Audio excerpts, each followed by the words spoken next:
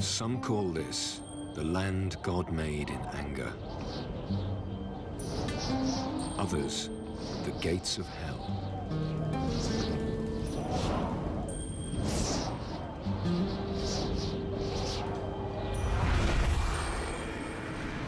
Scorching heat. Shimmering mirages. The deserts of Namibia in southwest Africa. This is a hostile place. Yet there's life here in abundance.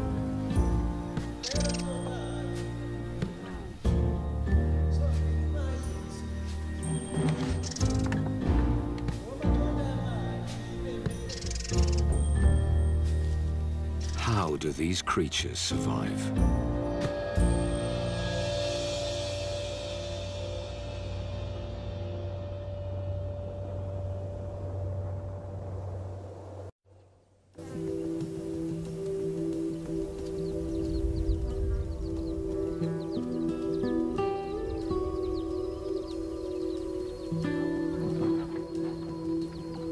Animals this size are rare in the desert.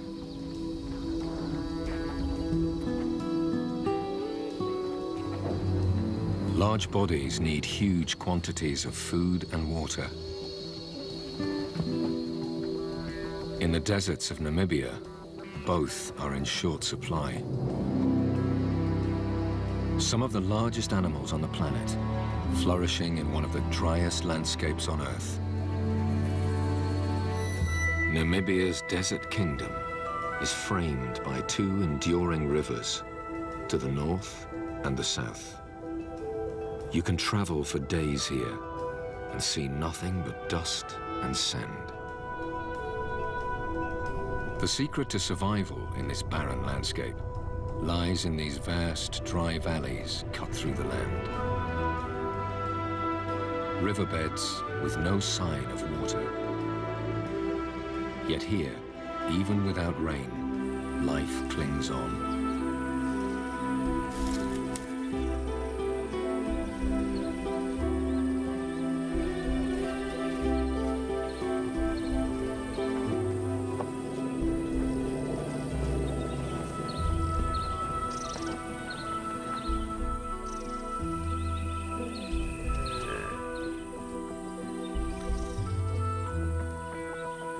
These rivers of sand are the desert's beating heart.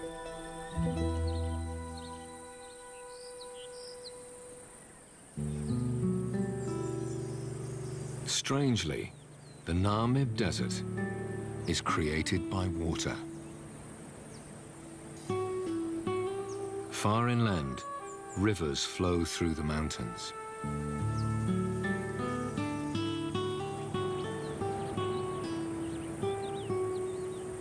This is a land of rock and water.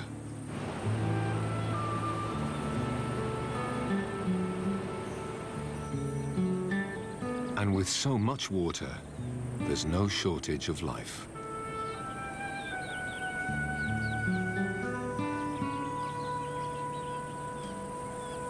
Rock hyraxes make their homes on the steep valley sides.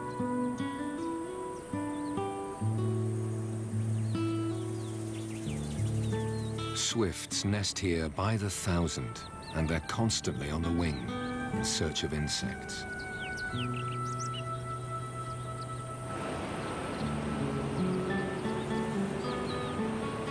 Over millions of years, water wears away the rock.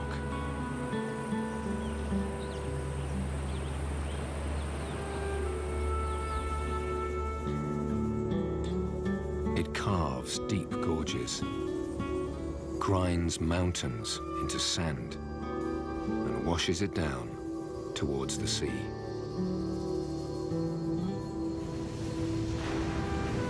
Eventually, sandy sediment flows from the river's mouth and settles on the ocean floor.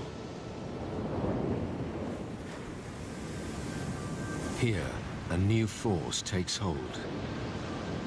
The powerful Benguela current sweeps the sand northwards along the coast and back in towards land.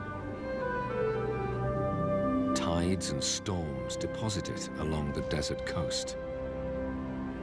Billions of tons of sand are dumped here, then driven inland by the relentless trade wind to create the vast, beautiful, and hostile dunes of Namibia's desert.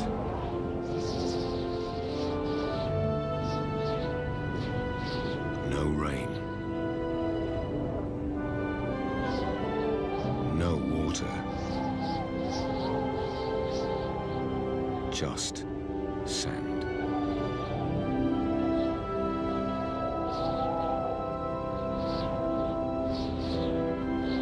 It blows across the empty plains, swirls through the dry valleys that cut through the desert.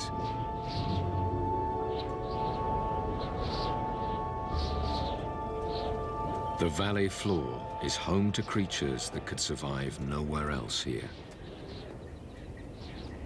Springbok, oryx, even elephants.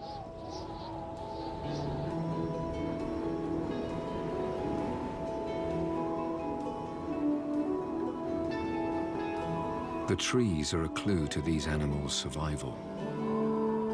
Plants cannot grow without one vital ingredient. Somewhere here, there is water. It's so dry in the Namib Desert that water usually only flows down these sand valleys for a month or two each year. Even then, the river rarely reaches the sea.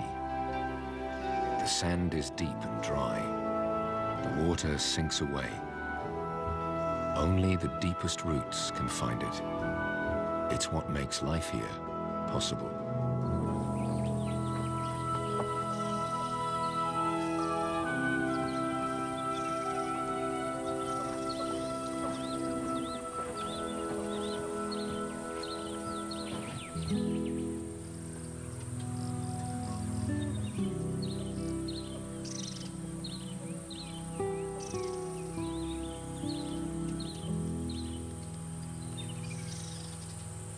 Even a full-grown bull elephant struggles to reach the good stuff.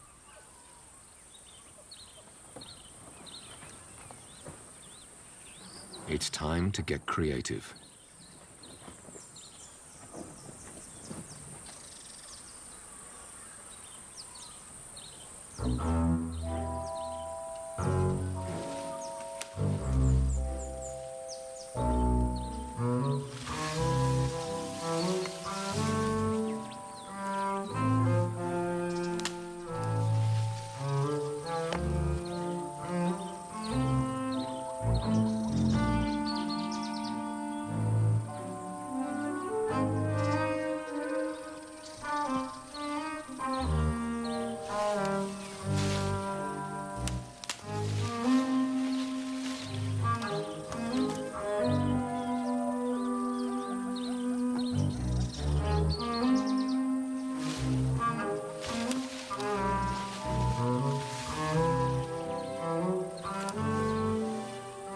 Elephants are social animals.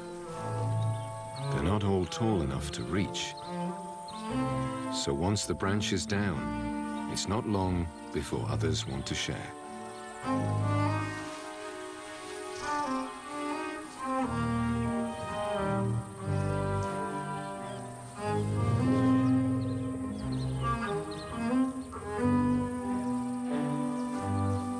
The bull's having none of it.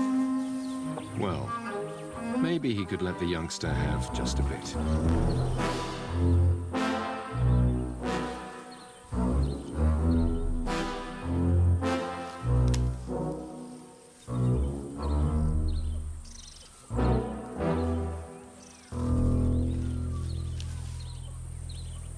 By the time the rest of the gang arrive, there's nothing left.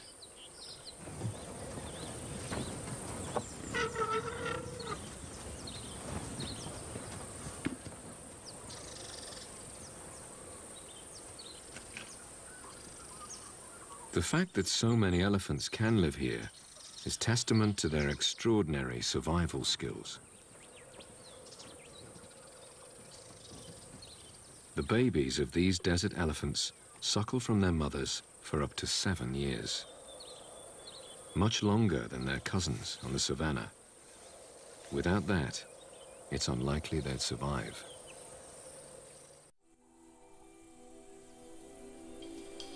Moisture trapped beneath the sand is not the only source of water here.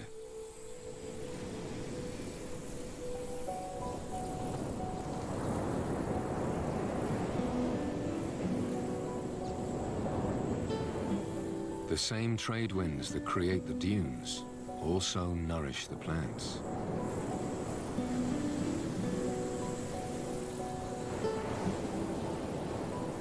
The weather along Namibia's coast is notoriously brutal. The shoreline is littered with wrecks.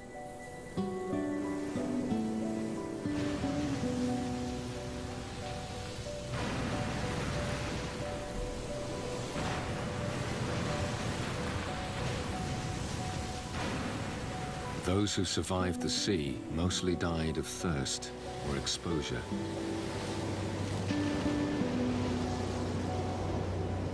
The few who lived to tell the tale gave this shore its name, the Skeleton Coast.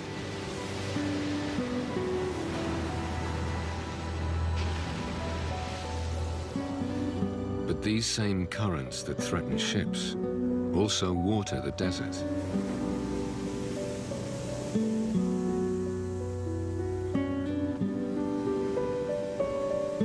Cold seawater is heated by the warm desert shore.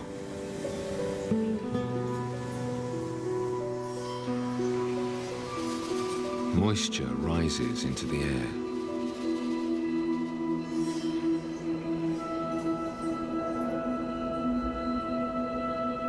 From time to time, the trade winds blow this humid air inland.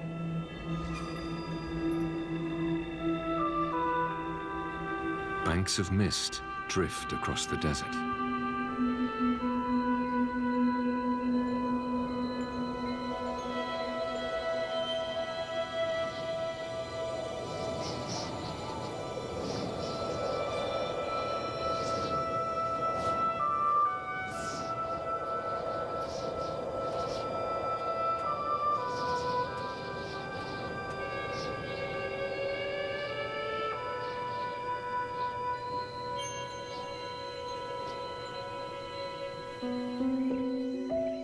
In the Sand River, in the cool of the morning, water condenses on the leaves.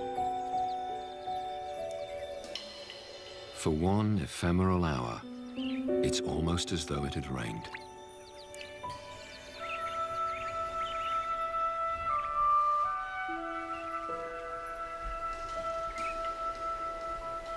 But soon, reality returns.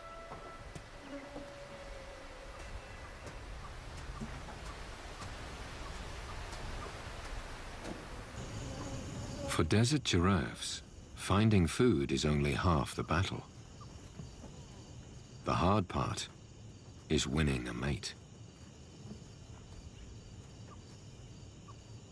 These two males are normally content in each other's company.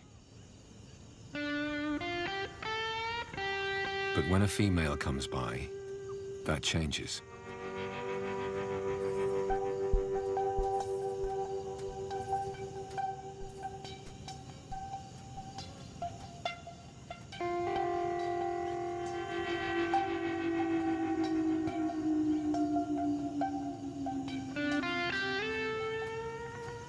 Male giraffes impress females by sparring.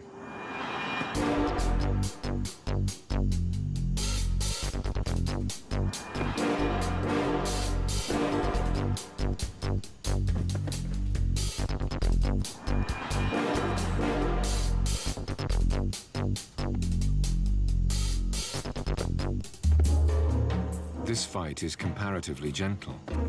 They can be brutal. The female's not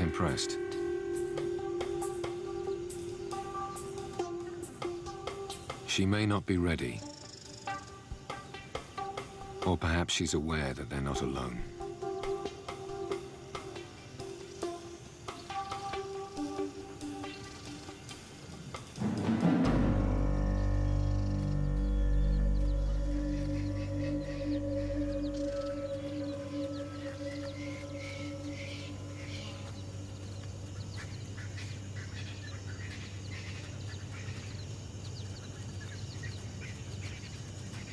A lion pride this size is extremely rare in the desert.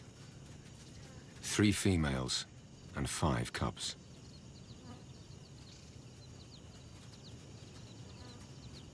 There is enough prey for them, but these desert lions have been persecuted by humans to near extinction. Many of the animals that remain now wear radio collars. Tracking the pride provides some small measure of protection.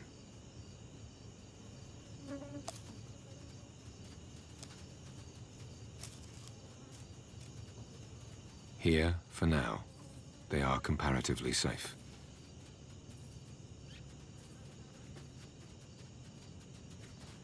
There's time to play in the cool of the morning. There's a whole world to explore.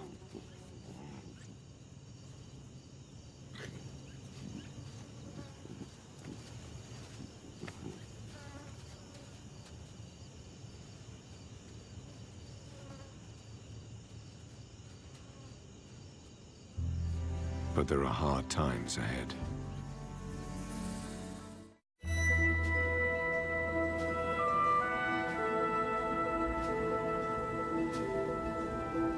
The Sand River has been dry for almost a year. And with every passing day, the land grows drier. It could be months before water flows again.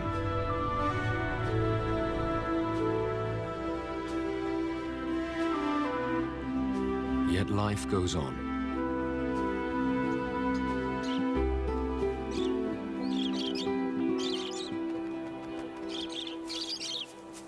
Lovebirds shelter in the shade of the rocks.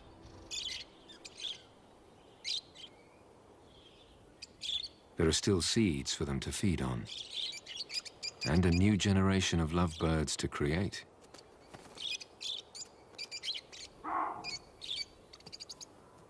Baboons thrive here. These are true survivors. They too find shelter on the Sand River's rocky walls.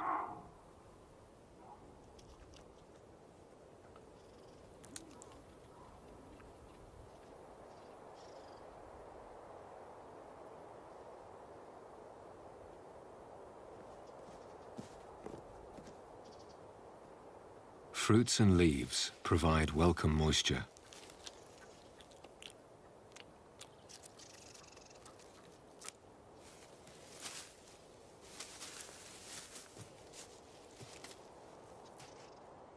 In the Sand River, food can be found if you know where to look.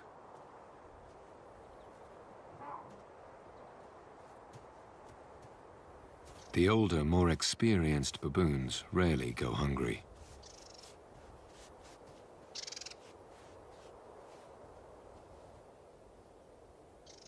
Food is not the problem. As always here, it's water.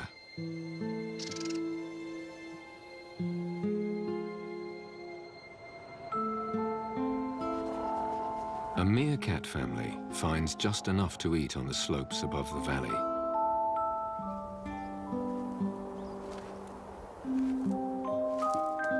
They can survive here because they don't need to drink. They get all the water they need from their food.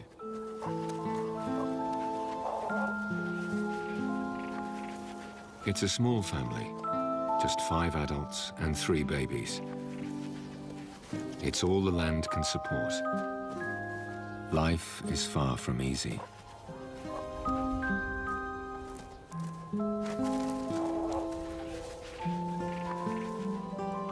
Every day they must scratch a living from the unforgiving sand and gravel.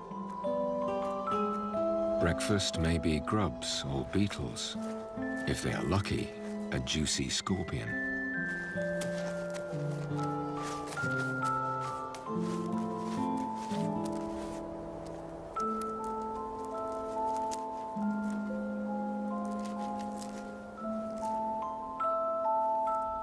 Just as the insects make it possible for meerkats to live here, so the meerkats make life possible for others. They must watch for foxes, jackals, snakes, and for danger from above. Eagles patrol these skies. This one has already made a kill. But it's not from their group. For now, the skies are safe.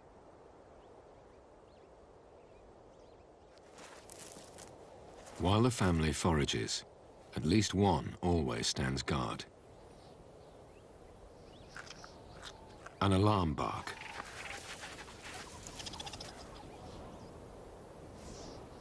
One has spotted danger.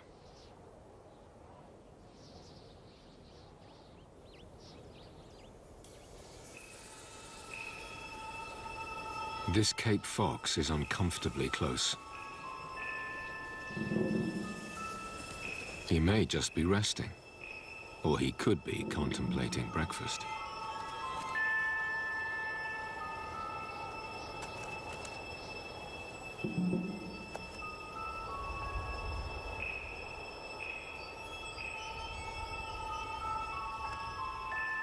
Most likely, he's just warming up in the early morning sun. It's a calculated risk, but perhaps there is time to catch that beetle after all.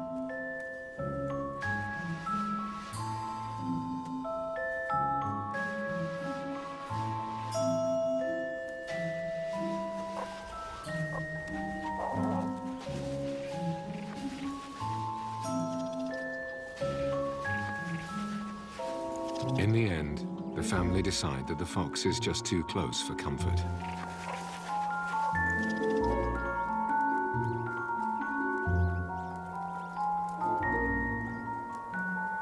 He's not going anywhere.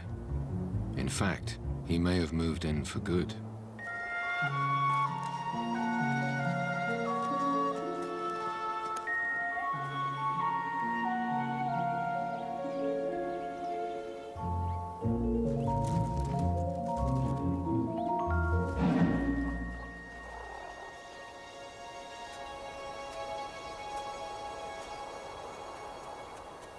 This may be a safer home.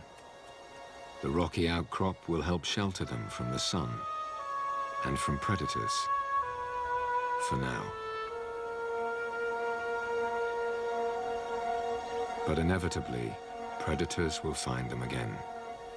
Life in the Sand River means constantly moving on.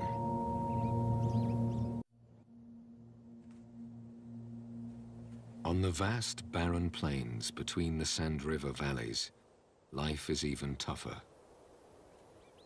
As always, it's all about the hunt for water.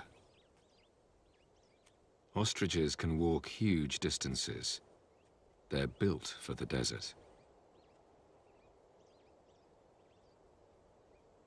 Oryx and springbok, too.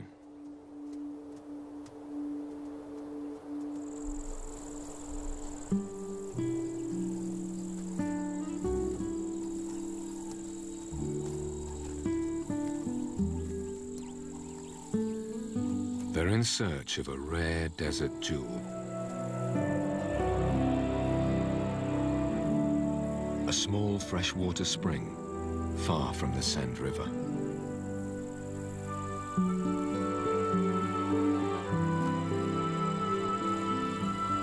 For the animals that can get here, there's a trickle of water all year round.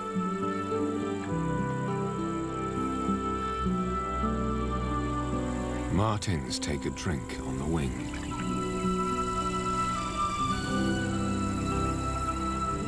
Sand grouse fly in from up to 60 kilometers away.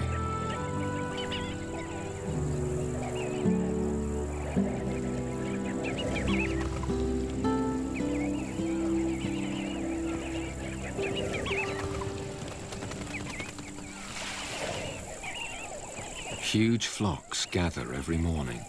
They dip their breast feathers, soaking up water to carry back for their young way off in the desert. They must remain alert. Falcons watch over the oasis.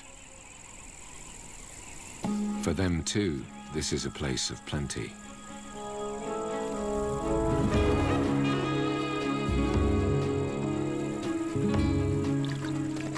The grouse see the predator coming. They scatter.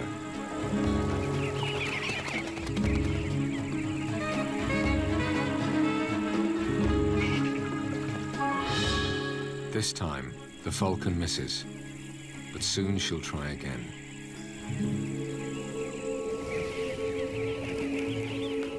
This time, the falcon doesn't miss.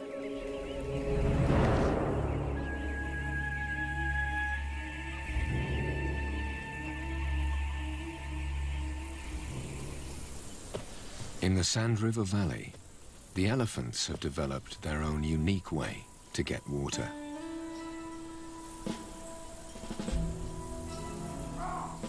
The trees have deep roots. They're proof that there is water here. The only problem is reaching it. The baboons grow excited when the elephants arrive.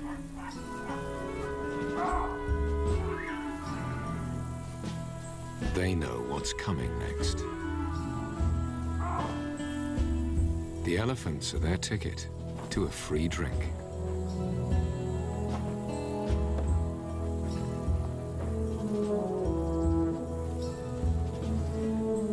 These huge bulls know the desert well, and their sense of smell is powerful enough to sniff out the smallest amount of water, even buried underground. When he's pinpointed the spot, the bull begins to dig.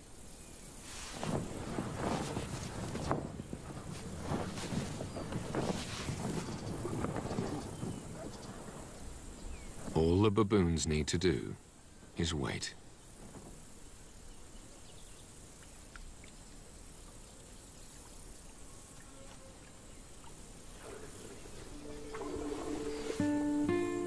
About a meter down, the elephant finds what he's looking for.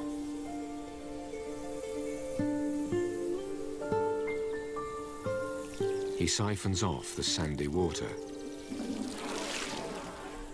to leave a fresh, clear pool.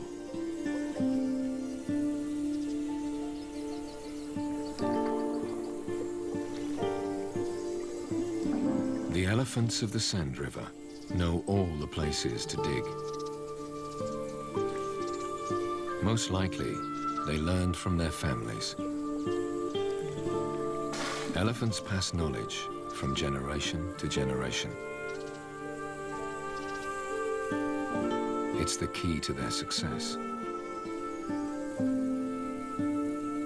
The baboons wait for the elephants to leave the freshly dug wells. Even an eagle welcomes a drink of fresh water in the desert.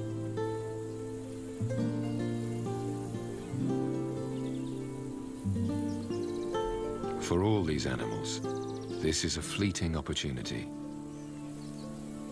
All too soon, these wells will run dry.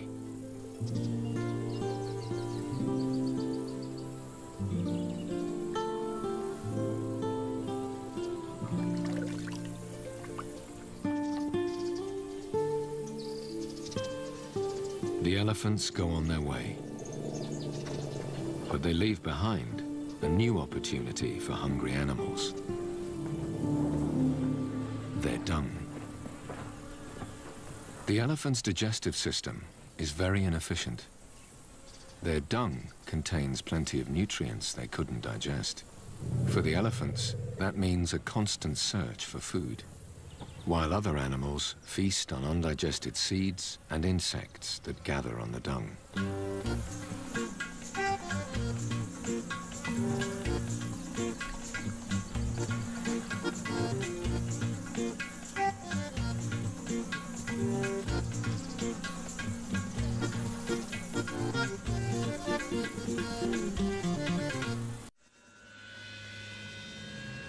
Soon the last drops of water and the last scraps of dung will be gone. Searing heat scorches the desert. One day the river will flow again. But first, it must rain in mountains hundreds of kilometers to the east.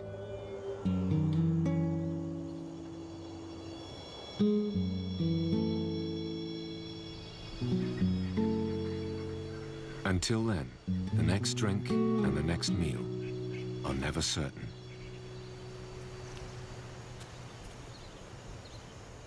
The lion cubs are about 5 months old. They need fresh meat every few days, or else they'll starve.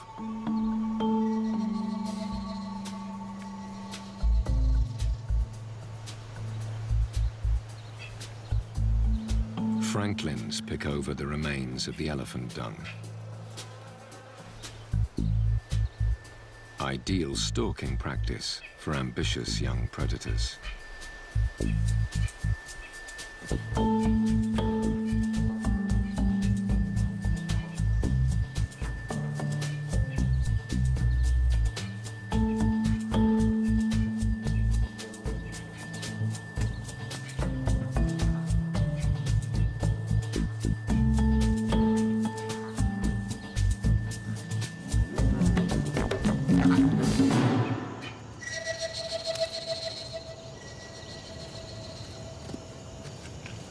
Luckily for the birds, the lion cubs are easily distracted.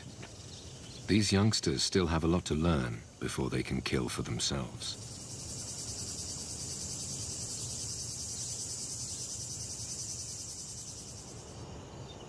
Lions are ambush predators, but in this desert environment, opportunities are rare, and concealment is hard.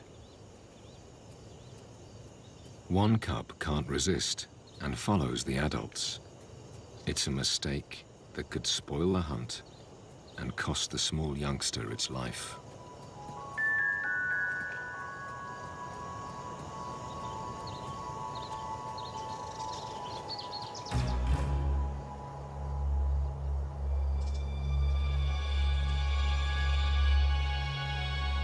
An oryx is heading towards them, an opportunity.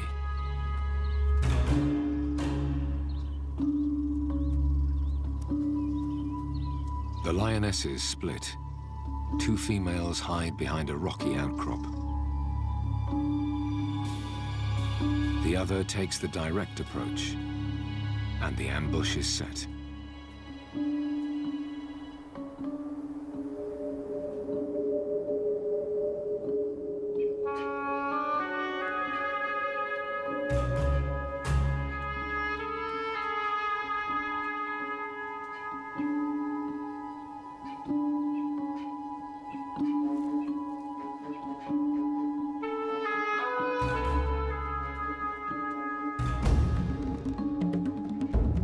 But the cub spooks a herd of springbok.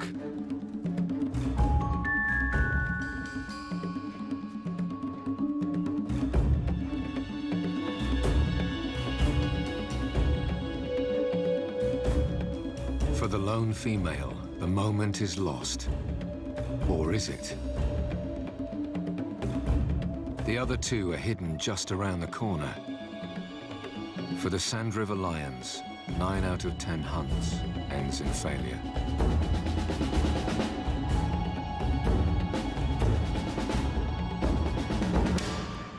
But this time, they're in luck. The females will eat their fill, then bring the cubs in to feed on what remains. But while most of the cubs wait patiently for the females to return, their sibling is lost. The lionesses return.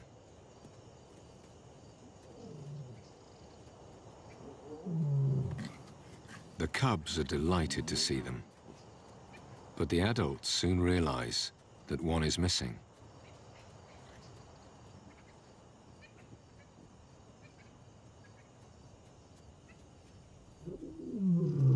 They call for the missing cub.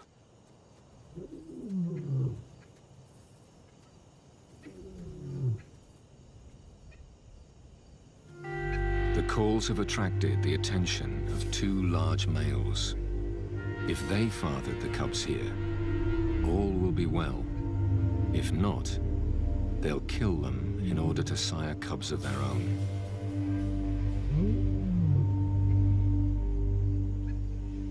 All alone in the bush, the stray cub is an easy target. Unless it finds its way back to the protection of its mother, it could easily lose its life.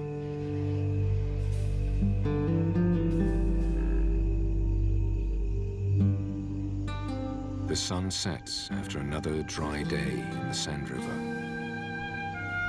The land perpetually waiting for rain. A world balanced on a knife edge between life and death.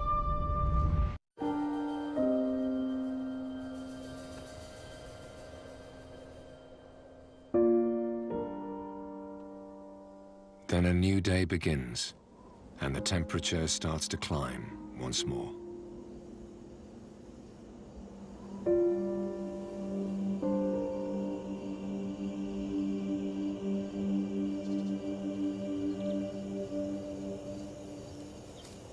Mousebirds warm themselves in the morning sun.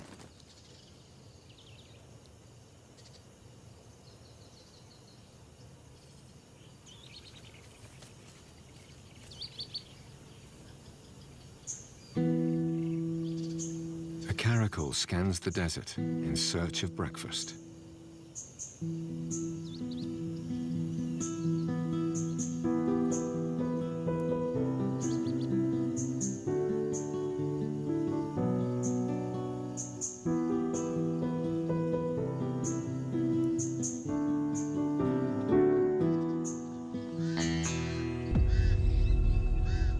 Pied crows mob her.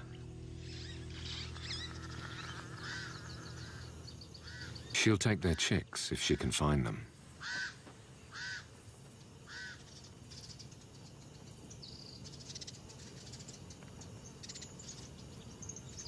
Unlike the lions, the caracal hunts alone. Her huge ears can detect even the smallest movement in the undergrowth.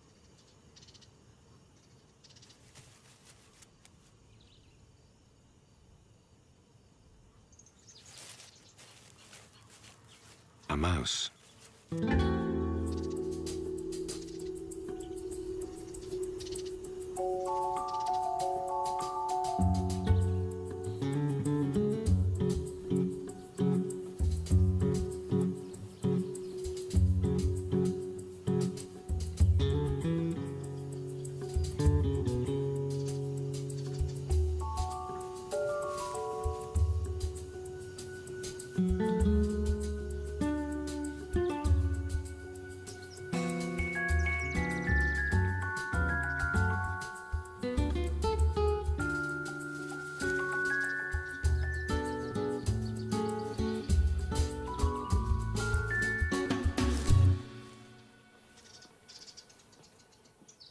The caracal gets both food and moisture from a single meal.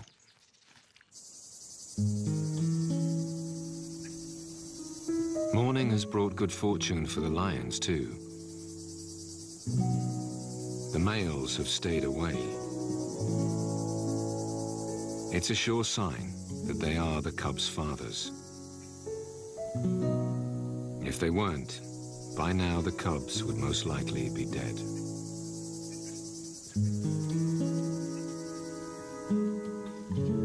And finally, after many anxious hours, the pride's stray emerges from the dunes.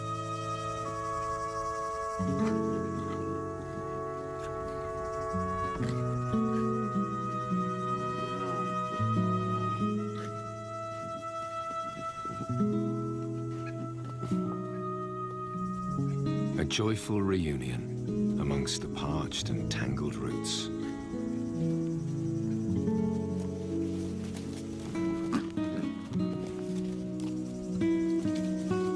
For once in this harsh land, a happy ending.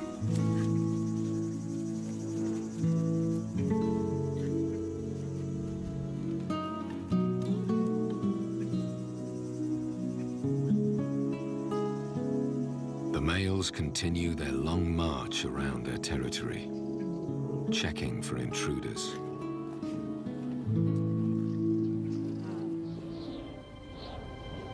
But in the mountains, far to the desert's east, there is change. Hundreds of kilometers away, at long last, rain has fallen.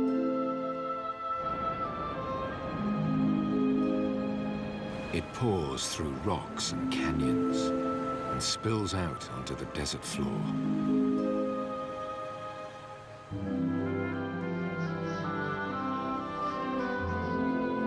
In the Sand River, there is a familiar, harsh blue sky. Finally, many hours later, the river comes to life.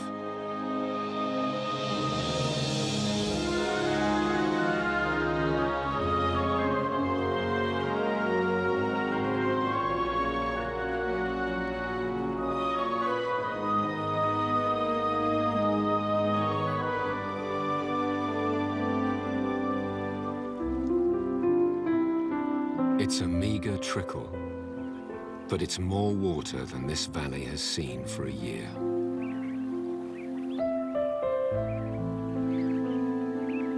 The lifeblood of the Namib Desert.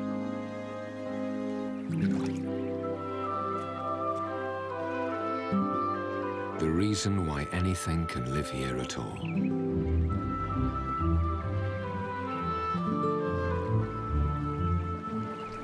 The water will soon soak away. It will pool amongst the rocks below the sand.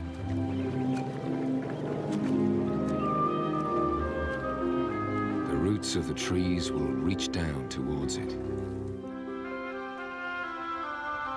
Their growth will fuel new life.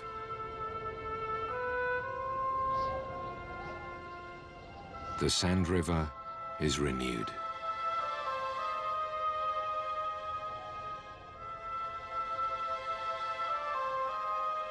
And then, life goes on.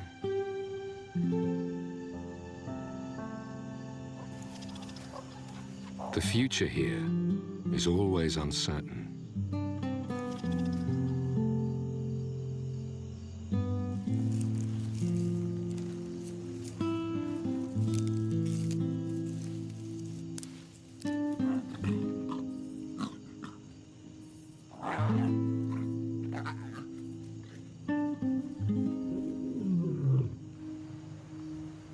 Namibia's desert kingdom endures, as it has for thousands of years. And the Sand River waits once more for the rains.